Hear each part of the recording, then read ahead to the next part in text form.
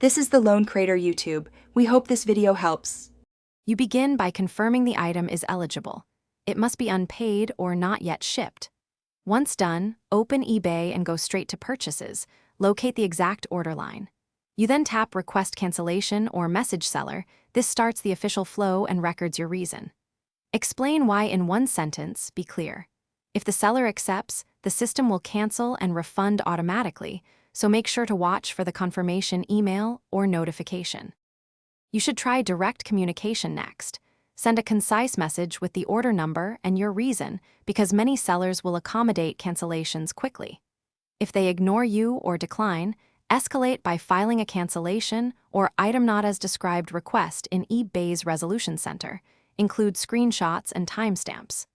Once submitted, eBay reviews and may force a cancellation and refund. Make sure to check the case status daily and respond promptly to any eBay questions to speed up resolution. You finish by confirming the cancellation and refund in Purchases. Note the refund method and timeline, since banks take extra days. If the seller shipped before canceling, switch to a return or open a not received /item not as described dispute. Follow eBay's guided steps to preserve buyer protections.